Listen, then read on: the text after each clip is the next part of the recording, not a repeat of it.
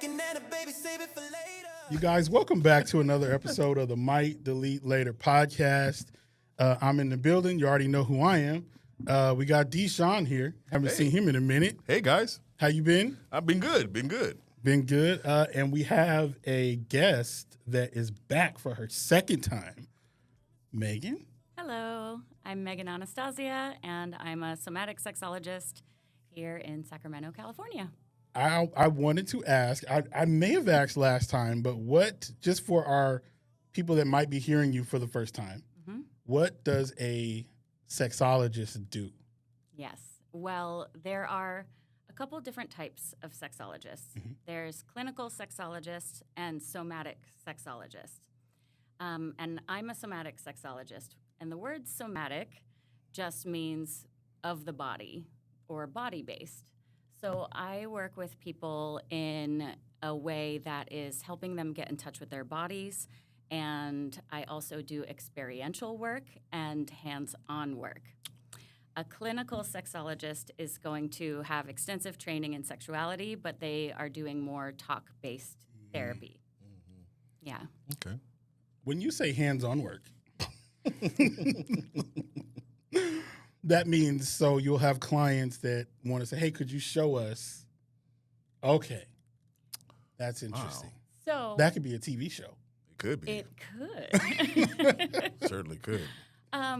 Yeah, so I have trainings in a lot of different modalities, actually. But the three main modalities that I practice with is the Somatica method, which is a sex and relationship coaching certification program. And so the Somatica method is experiential sex and relationship coaching. Everybody keeps their clothes on in session, but we might practice around like getting in touch with what it is that you really want to feel during sex. Everybody's going to sex for a different reason. Most people kind of say, like, I want to have an orgasm, or I like this position, or, you know, something like that. But Be more vocal.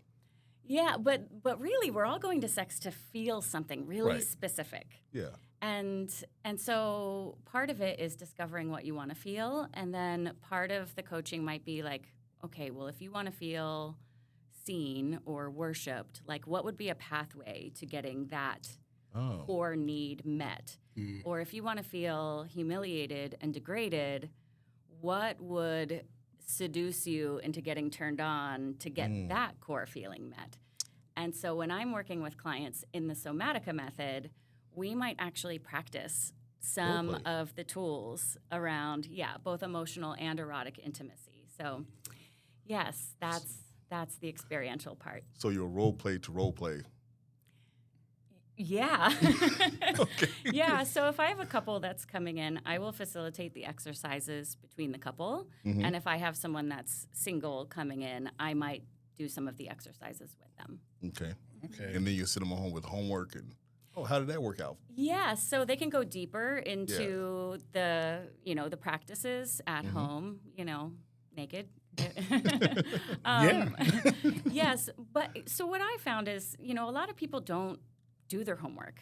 Right. And I think this is where, like, traditional sex therapy maybe, bumps into some limitations where, you might talk about things and the therapist might send you home with maybe a worksheet to fill out or something to practice around having a communication. But I think about, like, sports training. If you wanted to become a good basketball player, you wouldn't just talk about basketball. Right. You would start drilling. You got to practice. You would start shooting some hoops. And then eventually, once you have the foundations and the fundamentals, then you can get in the game, and then you get into, like, this flow state, right? Exactly, yeah. So, like, I'm kind of the coach that's like, okay, let's practice these foundations, and then you can go get in the game and hopefully find that flow state. Right. Okay. So I wanted to start with my question that I kind of, when we had our communication, on the phone and social media, that question I had, it was an interesting one because it's someone that I know personally. It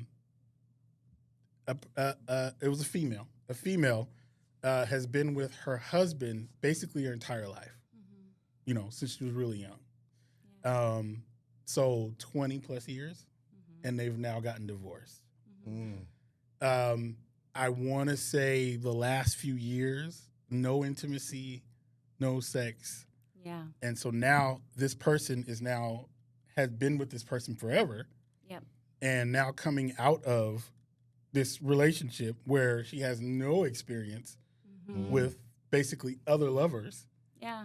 And it's like, how does, and again, kind of turned off to anything new. intimacy and all of that. So how does someone like that basically get their groove back, for lack of a better term or word? Yeah. How does someone get their groove back and they've been basically in that position for so long? Yeah, totally. That's a really good question. Yeah.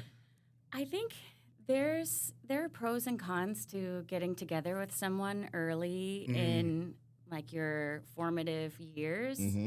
There's something really beautiful about that, and there are places where maybe people don't get to figure themselves out for themselves. Yeah. Right? If you are experiencing your sexuality with someone else for the first time, and that is happening in connection with someone else, then you don't necessarily know who maybe you are as an erotic being, or in yourself, it's like reflected through this other person.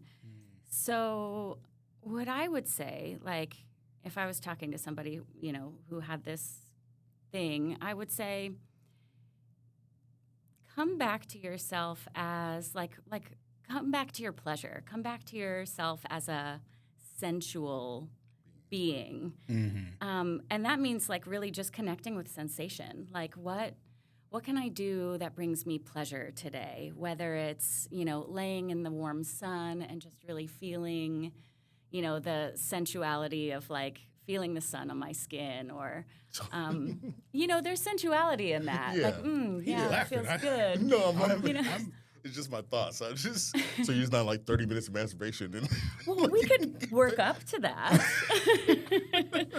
and I definitely recommend self-pleasure as a practice, like getting to know your body and how it gets aroused. But first, if someone is really disconnected from themselves as a sexual being, I would say get into yourself as a sensual being. Figure out the normal everyday pleasures, smells, like go, like literally stop and smell the roses. Yeah. When you take time with that, it's like, Right. Yeah. Yeah. Like Something even just good. making the sound, like, oh, that feels like there's a vibration in my body, and that feels good. Movement, right? Like put on a song and just start to notice, how does my body want to move? What inside feels good? Does it want to stretch? Right. Does it want to undulate? Does it want to like just be still? Like what feels good to me in the moment? And then once you start figuring out what feels good to me, then you can kind of build into, more erotic practices. And I would say even then, like, start slow. What is it like to people put lotion on in the morning and they kind of just like get it done. But like, okay, what happens if I really take my time, and feel the pleasure of my own hands on my body, like just building into the sensuality. And then you can move to, more erotic touch. So it's almost like learning over. Yeah. Basically learning all of this all over again. Yes. And, everybody's different. Some people like really, slow movements, sensual. Some people like, I don't know. And, our bodies are changing all the time. So it's like today, does my body want more squeezing? Does it want slapping? Does it want slow feather touch? So, just getting to know yourself, I would say that's a good start. All right. And to piggyback on that, it's so what would you do in like a reverse type situation where you've been in a relationship for so long, and then that's all that you know, and so that's all that your partner expects, or expects you, like, okay, you're ready, come on, let's go. Like, there's no romance into it. There's no, how do you get back to this? Where it's gotten stale, and okay, Yeah. let me Kick go ahead it and up. have this orgasm real quick because Right, right. You My show's coming on. Yeah, or, let's just hear him do it, and then okay, it's yeah, Tuesday. Let's yeah, go. Yes. Yeah, okay, Thoughts? There's thoughts. There we go. Okay, so yes, getting in a rut in relationships happens all the time. Mm-hmm. I'm going to go ahead and plug my online course right now. Mhm. So, yeah, I have an online course available right now where I help people get in touch with what they want to feel Mm-hmm. during sex. We talk about different seduction styles. So it could be a more romantic or sensual pathway to turn on. Some people want a more passionate kind of like I can't resist you any longer, Yeah. you know, that kind Build of like, up. yeah, or just like feeling really urgent and like biting, tasting, smelling, okay. like that kind Yeah. of Playfulness. animalistic kind of pathway to turn on. Some people are more kinky. They want to play with power and control or submission. Right. And then other people want to feel maybe more safe or have an energetic pathway. And so you might want to do some like tantra practices or eye gazing, breathing together. And I also break down touch techniques in my course. Okay. So this is what I would say. If you're getting into a rut, it really helps to know like why you would even want to go to sex in the first place. And then it also helps to know like, I don't know, just slow down and explore and get curious. Yeah.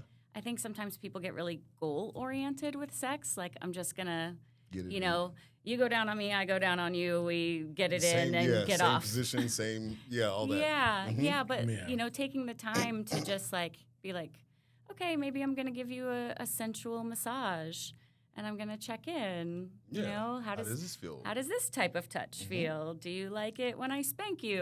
Oh, yeah. Do you, you know... I hate you. I'm gonna go ahead and Do you give want me this. to pull Get your on my hair? goddamn nerves. You know, And That's enough. That's enough.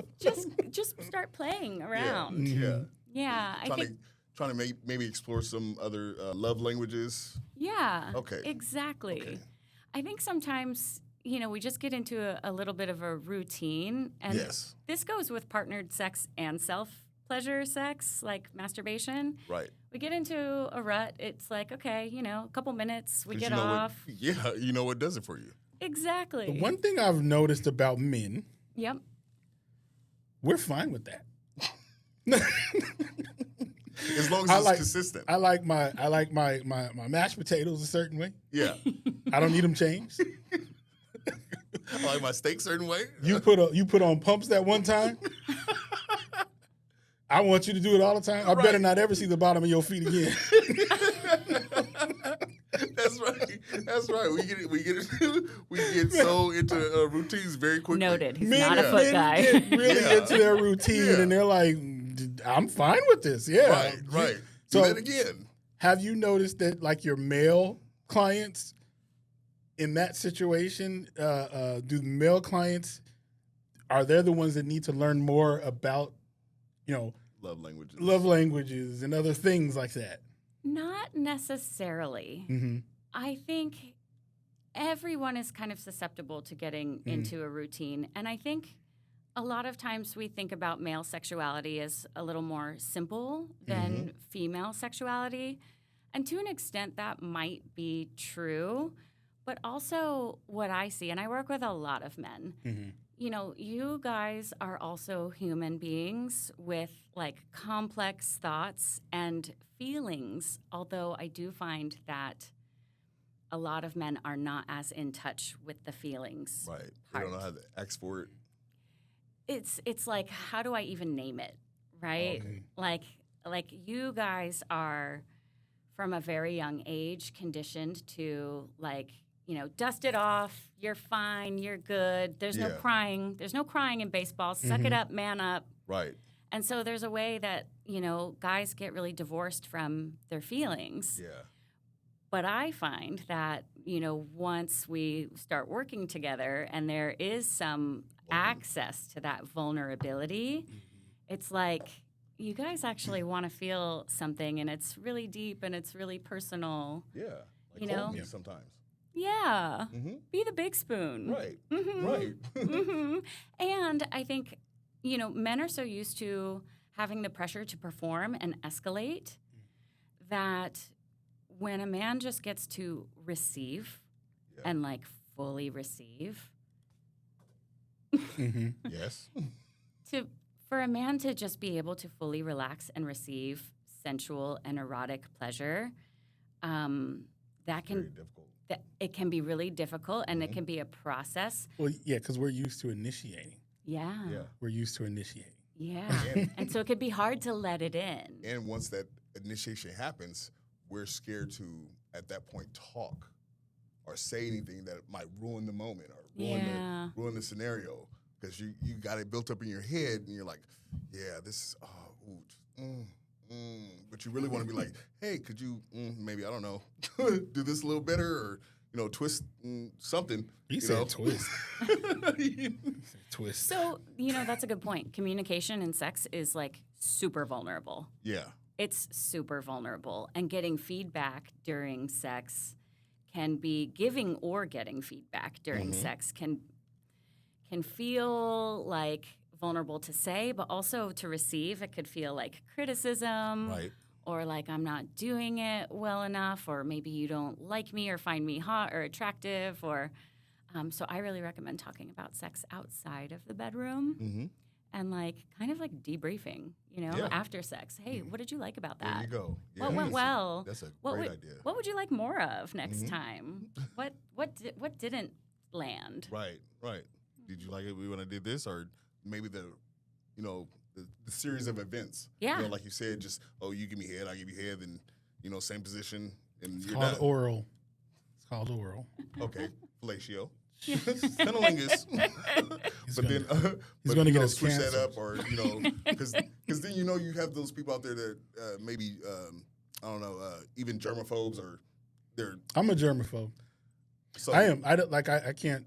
after. Well, what's so funny is I won't drink behind anybody. I won't eat behind anybody. But then when You get fellatio. my kids listen to this, man, That is a term. I don't do that. Okay. Oh, okay. That's what I. I don't know what he's talking about. But no, I'm a germaphobe with everything else except for that. Except for it's time. Okay, well, yeah.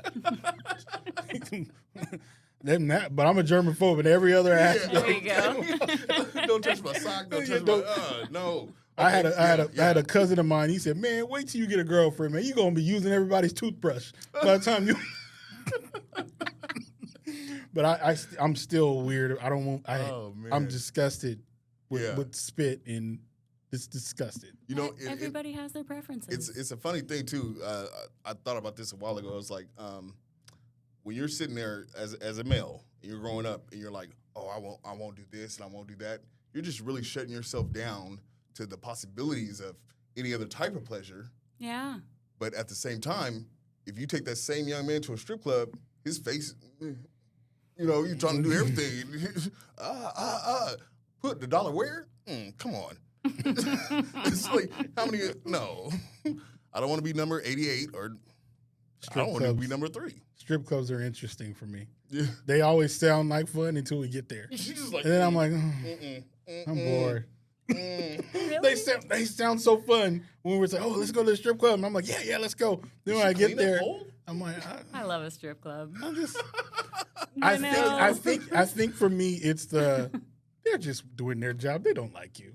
Yeah, but I think that's what it is for me. When I get there, I'm like, okay, yeah, it's just a job. okay, Yeah. okay.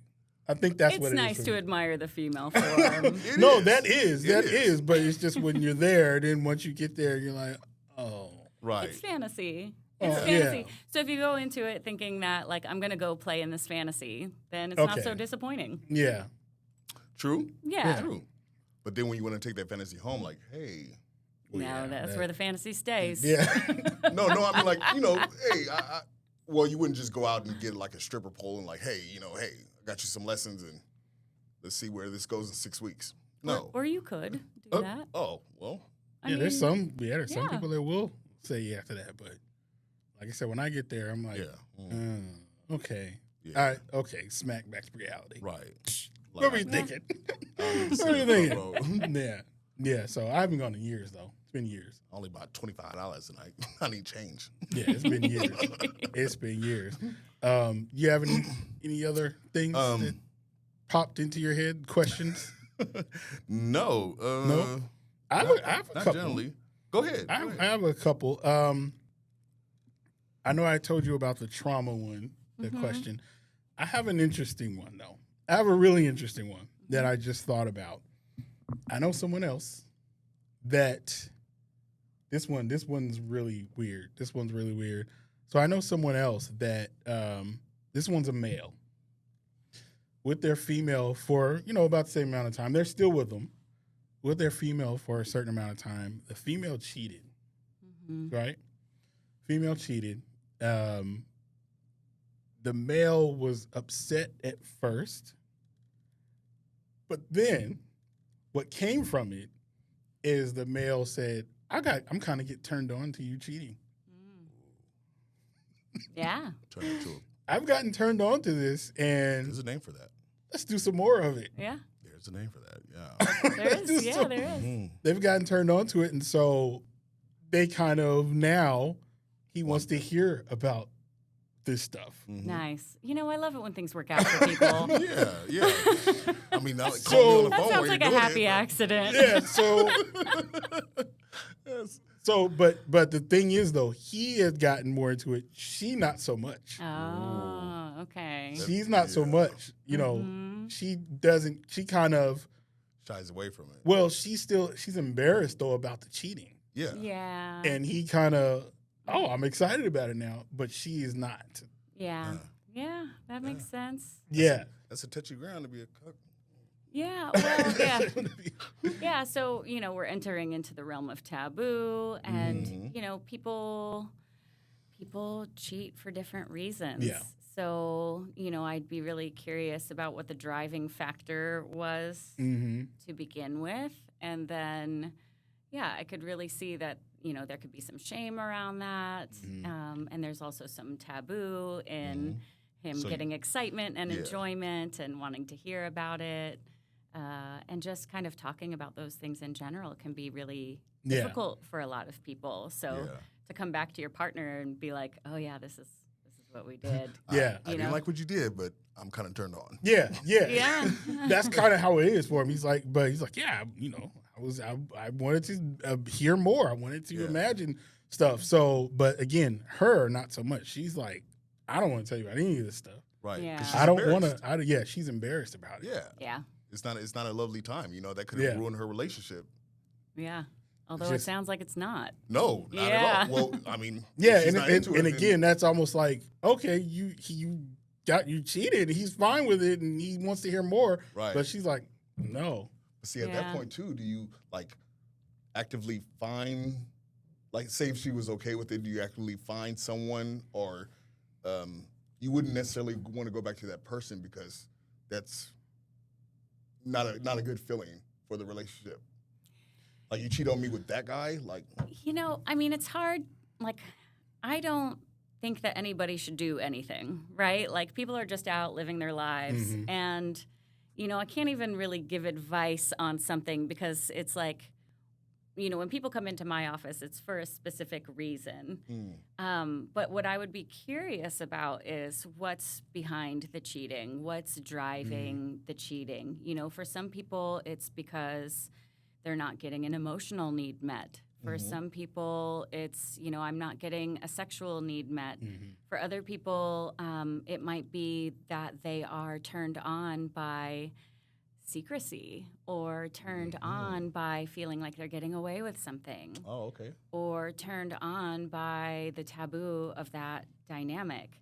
Right. Some people who are serial cheaters are actually polyamorous when they are thinking that they're supposed to be monogamous. Yeah, and then they're getting away with that. Well, But then, they just don't. Maybe they just don't know that polyamory is an option as a relationship structure.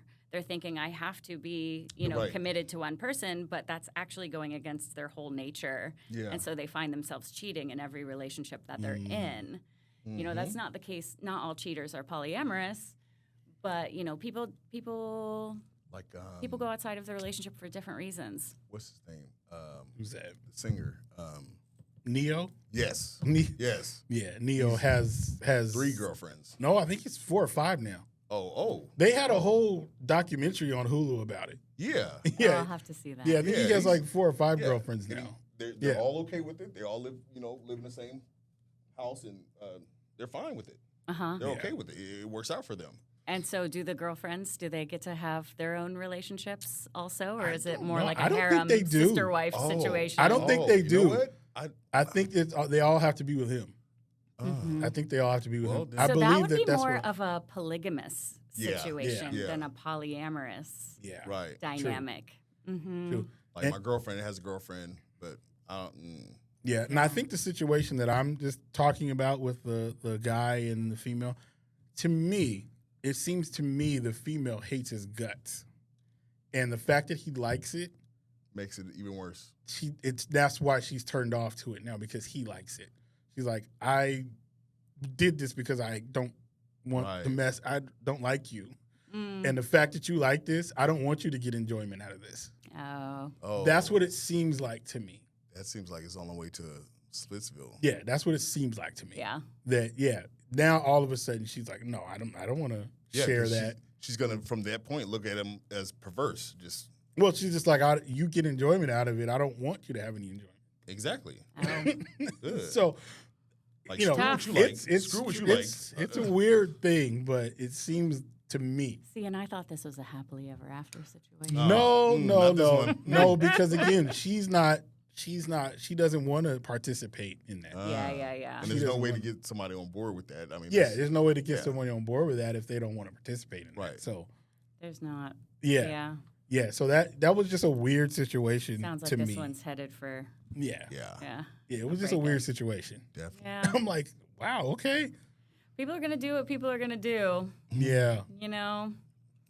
Yeah, I mean, that's one thing in my practice. I'm like, when people come to me, I'm not, trying to have an agenda for anyone. I'm more trying to figure out, like, what do you want and what do you hope to get out of this? And sometimes people, when they work with me, they don't always get what they want, but they get what they need, which is usually more clarity about what's actually driving them, what their actual desires are, and just more connection to themselves. And so sometimes that leads to, people coming closer together, and sometimes that leads to people splitting. Yeah. And splitting sometimes is the best option. Right. Yeah. You take the good, you take the bad. That's the best option. I think my last thing, my last question I do want to talk about the trauma trauma situation. A lot of times there are males that go through trauma, but most of the times it's females. So females that have had a sexual trauma where, there was forcefully, someone forced themselves on them or something around that nature. Yeah. How do they now all of a sudden get over that and then start enjoying intimacy again? Not even getting over it. Just You don't necessarily get over it, but being able to accept healing from that. Yeah, that's a really good question. And I just want to name that, women particularly experience sexual trauma on so many levels. Yeah. Right. Not just, forceful rape.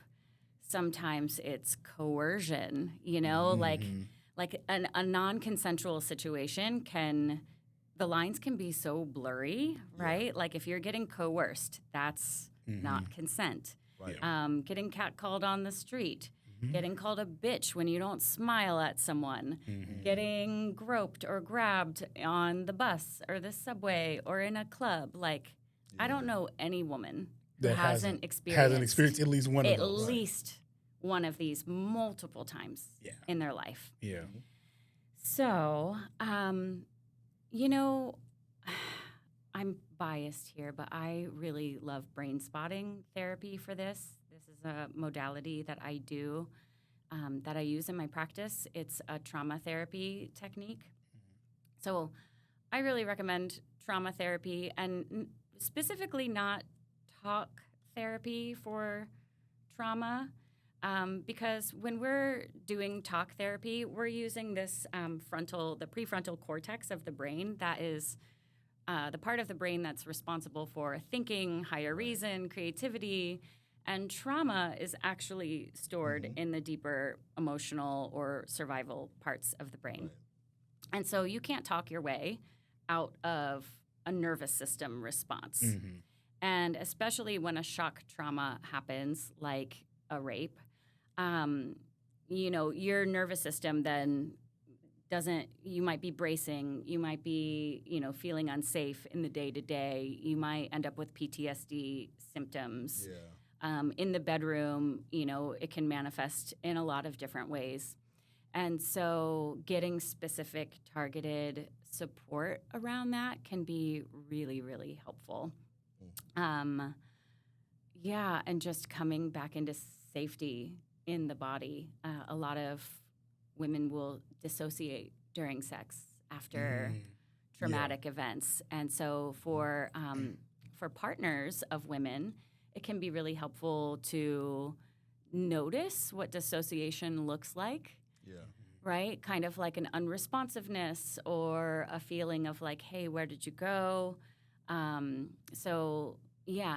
just slowing things down, or maybe even coming into stillness and checking in about the pace, and just kind of calling her back, like, hey, I'm here with you. Now, what about if it was like, for instance, I have a friend that his girlfriend, she has a manic depressive disorder, so she gets into these moods or fluctuations for a long time where he's like, what is, he doesn't understand because he's never dealt with anything like that. So it's kind of putting a strain on his relationship, and like he doesn't know what to do. And I don't know too much about it. But I know a little bit. Like, just you need to be more patient. You definitely need to be more patient. But there's times that he's like, oh, I haven't talked to her in a month. Dang. Yeah. Like, what do you do? Like, that's a really tricky one. Yeah. And I will say, like, I'm not a licensed mental health professional, so I don't work with like, psychiatric disorders or anything like that. I don't like diagnose or treat those types of conditions. But I would say, with the manic depressive, people can go into like long periods of being, in terms of nervous system, it's like your nervous system is stuck on kind of in that hypervigilant state, or stuck off, which is the depressive, going into like kind of a like a shutdown state. And that can last like a month. So I would say, for your friend, maybe get more educated on person or like what that is all about, and how to support, and maybe even getting support for himself. Being the partner of somebody who is dealing with this could be really helpful. I know there are a lot of like group therapy or support groups and stuff like that. So, because that can be really hard on a partnership too. It's like you really love this person, but they have this chronic health condition, and that impacts the partner. So, Going back to my the trauma, tell me a little bit more about the brain spotting. Okay, so Brainspotting is a trauma therapy technique that uses eye position to access the deepest parts of the brain where trauma is actually stored. The idea is that where we look affects how we feel. And so I, as a practitioner, will, like, say someone is coming in for we'll say a car accident. I got into a car accident and now I have like these PTSD symptoms. So I would use a pointer and we would find the eye position. I would say, okay, think about the car accident, really take some time to feel like what that feels like in your body. I would help them get into their body around it. And now we're going to check, does that feel more activated over here, or here? And then the client will usually notice, oh, yeah, when I look over there, it feels way worse. Yeah. And so, the client gets to choose, do you want to process from that higher activation point, or do you want to process from over here where it's not so intense? And they'll choose. If someone can't figure out what the place is, because sometimes there's dissociation happening and it's like, well, I don't feel anything. Right. Like, I'm just blank. Then I will move the pointer across the visual field and I will look for reflexes.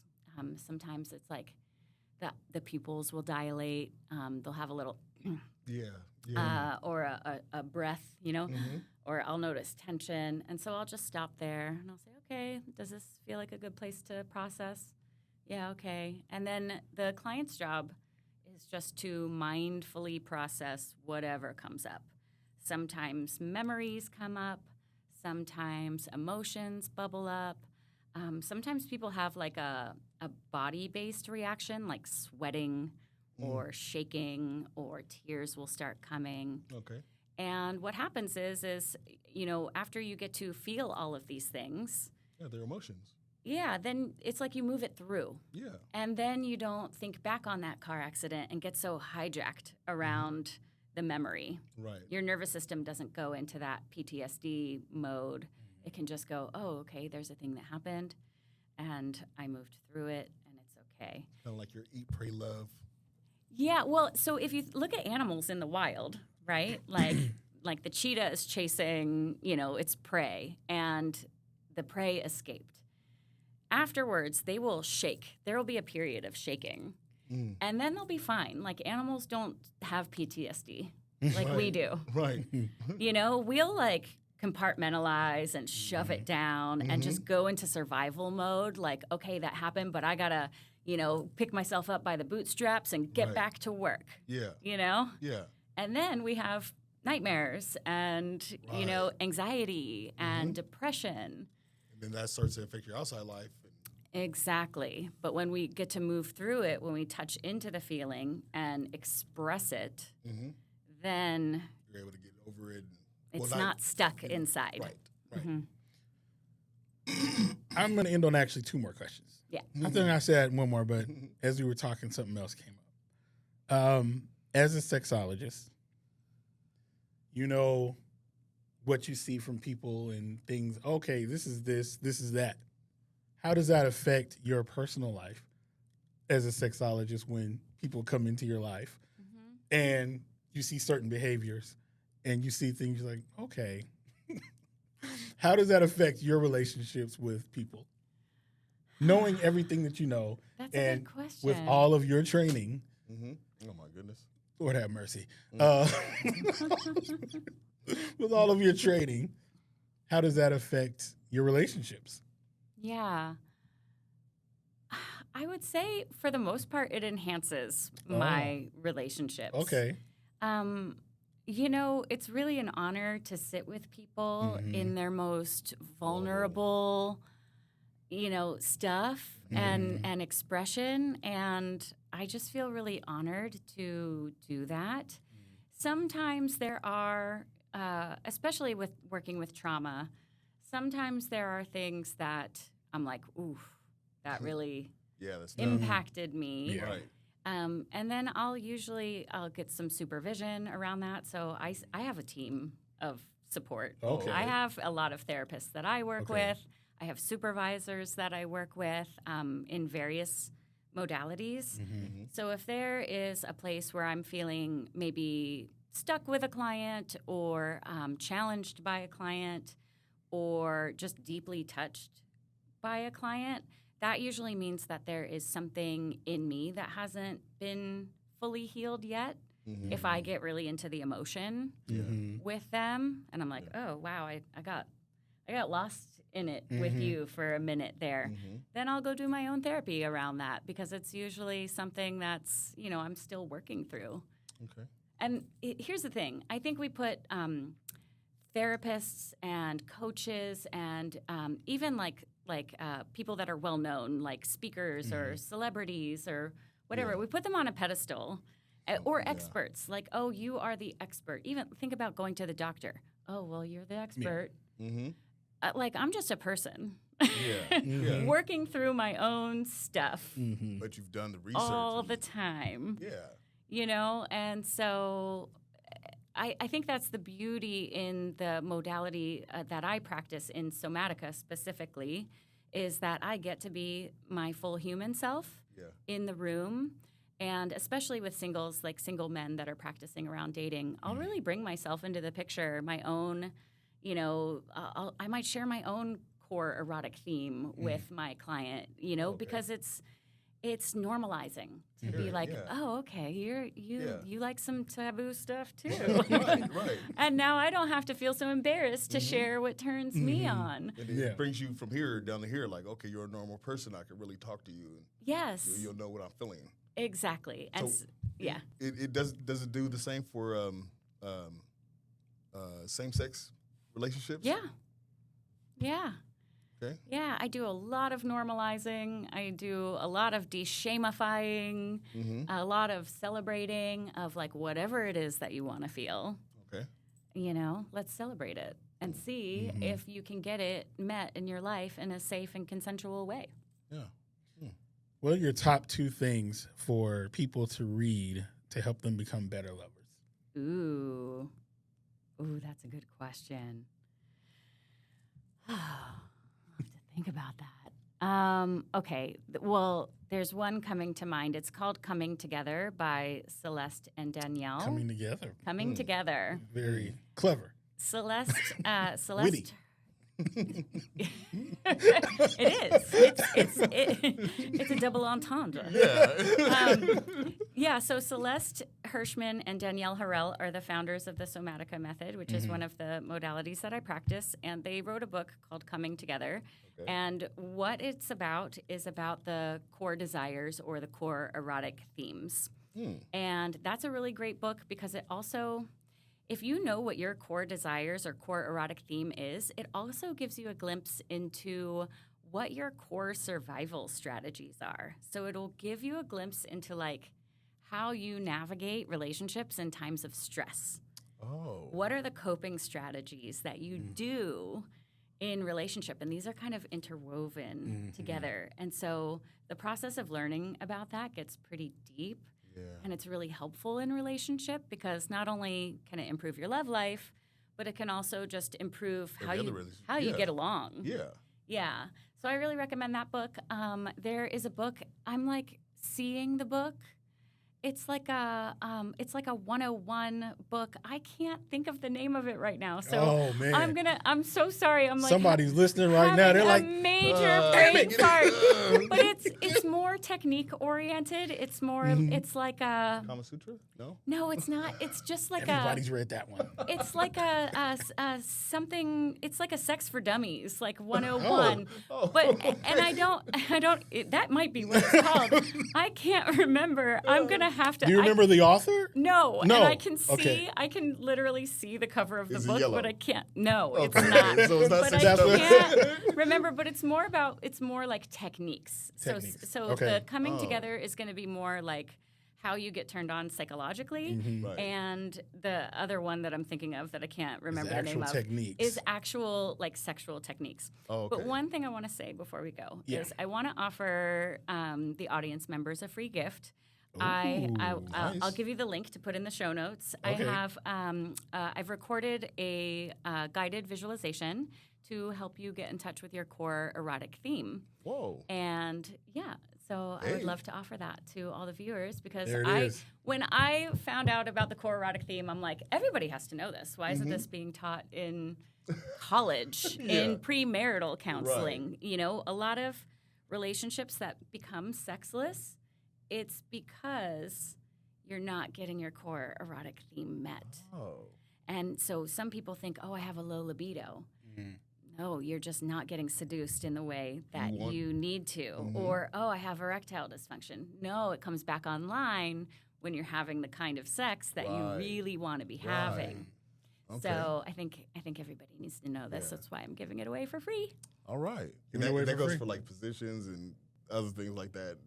This is not going to get into positions, but I'll get more into that in the online course that I have at SacramentoSexology.com. Okay. Yes. All right. We're going to end it there, people. Deshaun, where can people find you? TikTok. What are you under on TikTok? Deshaun. Yeah, Deshaun Donald. Yep, you can find me there. Okay. That's Megan, where can everyone find you? Yes, I'm on TikTok, Instagram. I don't hang out on Facebook as much. I'm hanging out mostly on TikTok at Sacramento Sexology, and my website is sacramentosexology.com. There it is. And you guys, please go and follow the show and subscribe. And hit a like button if you need to, but Hit the definitely button. subscribe. So that's it for that episode, you guys, and we'll see you next time. All right. Bye. You ain't gotta listen alone. We got the jokes, got the heart, got the heat every week.